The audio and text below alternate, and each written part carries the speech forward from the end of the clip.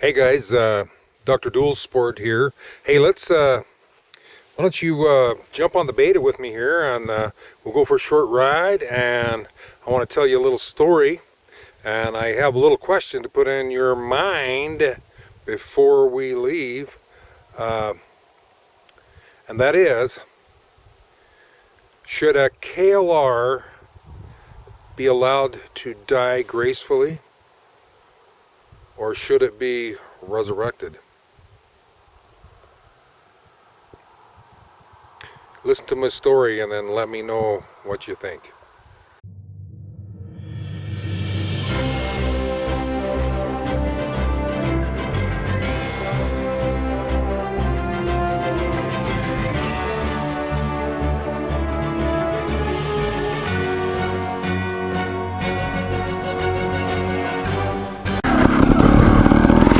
Well guys, here's my story on the KLR.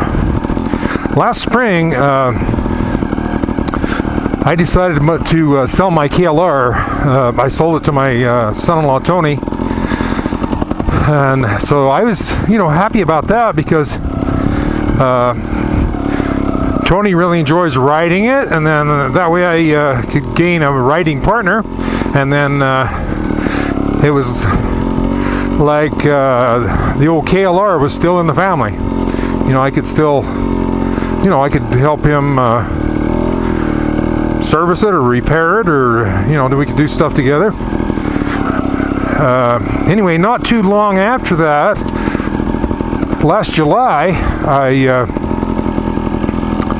got a phone call from my friends at the Honda shop, and they said, "Say, would you be interested in buying a KLR that's kind of in a little bit of rough shape?" And the story is that a gentleman by the name of Garrett, he and his brother and his friend Connor, they all three bought KLRs and left North Carolina and doing the TAT trail, the transatlantic, and they had a lot of fun along the way, and made it to Moab. And about that time, then they had some problems. Garrett's bike had apparently run a little low on oil, and it seized up the top end of the head, all the cams and lifters and rollers and all that stuff. And then also about the same time, his brother, like those guys that hung around Moab there and rode some trails, they did the White Rim Trail, but his after they left Moab, they were headed to Green River, and his brother come into a like a sharp turn, and was going a little bit too fast, had to go off the road, and he hit a rock and punctured the case.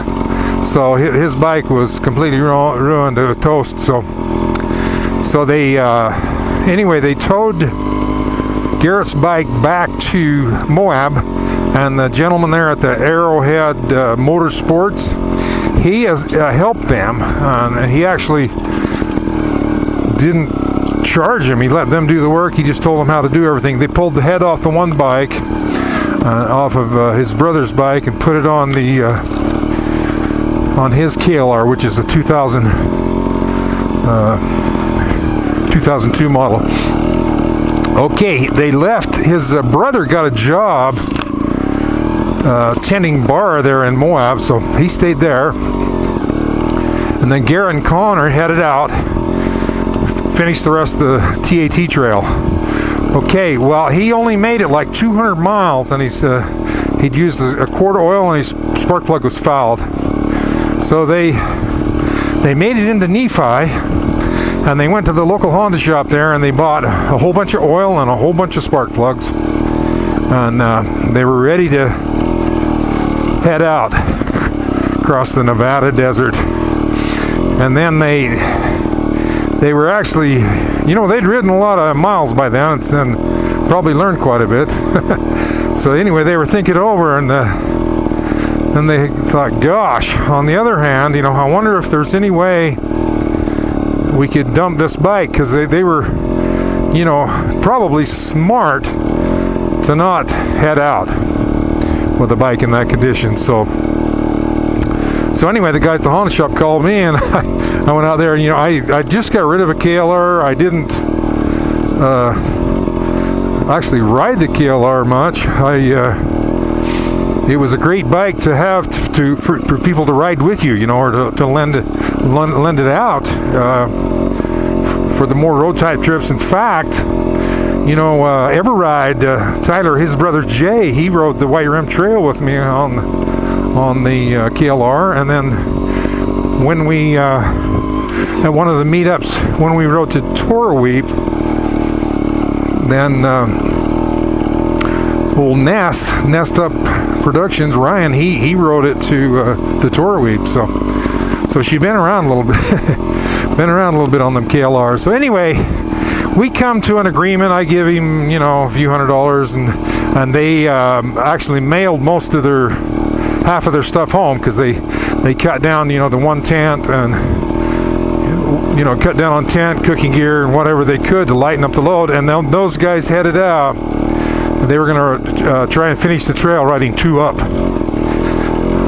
and they did. I actually didn't hear from Garrett for a couple of months, and it took him that long to make it home. But they actually rode all the way to Seattle, 2 up on there. So anyway, when he got home, he called me, and he sent me the title, and let's see, figure out where I'm going here.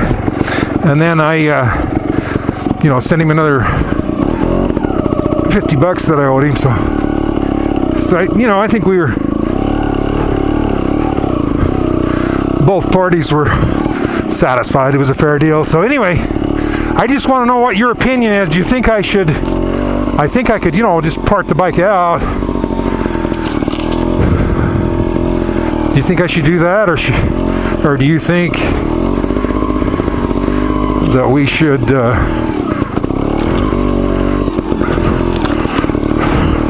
resurrect the old gal and let somebody else ride it? So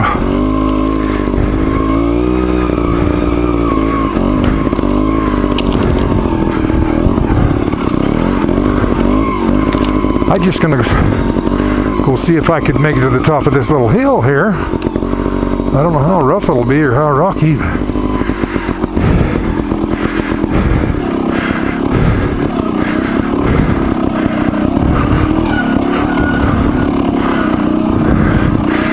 The beta, she don't care. She don't care if it's up or down or around or rocks or whatever. So anyway, I'm gonna just continue my short little ride here, and in the meantime, I'm gonna take you out to the shop there, and I'll show you what the bike looks like. Okay, guys, we're gonna do a walk around of the old KLRs. You can see she's got her Moab sticker on there, so that verifies that she's been to Moab. Anyway, we got the cylinder, the head and the cylinder pulled off. Let's take a look at the head. I'm gonna pull in close there. I don't know if you can see that valve seat, but it looks good. That's the intake. Here's the intake valve, and the tolerance on the valve guides look good. The valve looks good. There's no ridge. Here's the exhaust valve. Looks good also.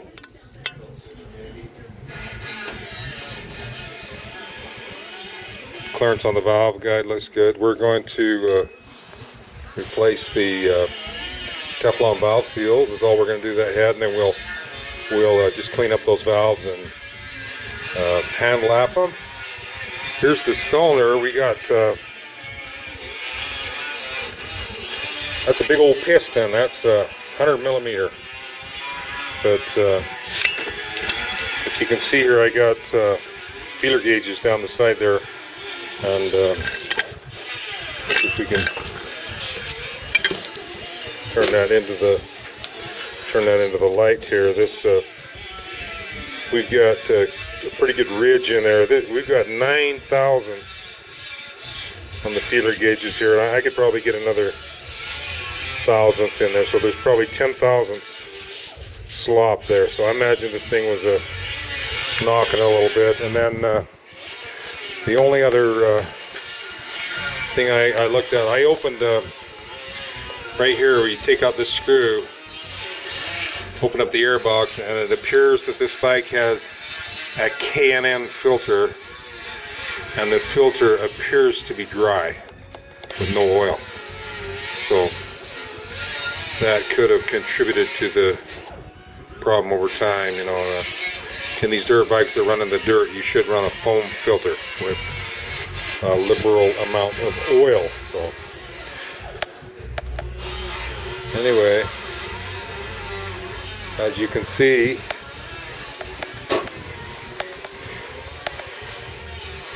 she looks like a basic old KLR. Got a few battle scars. They can't do anything but add a little character to the bike. So we've got the piston kit ordered. We're going to get the Eagle Mike 685 kit, and then we'll take it into Lindsay Machine, get it bored, and we'll get this little gal back together and take it for a test ride. So stay tuned into the channel here, and we'll let you know how the old gal makes out. It's she's got 15,975 miles. So hopefully with this little resurrection facelift, she'll be able to get a lot more miles on her. So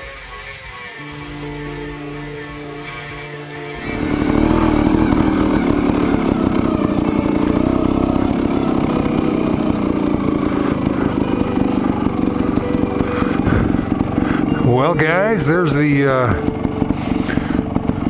view of the valley. Guess we better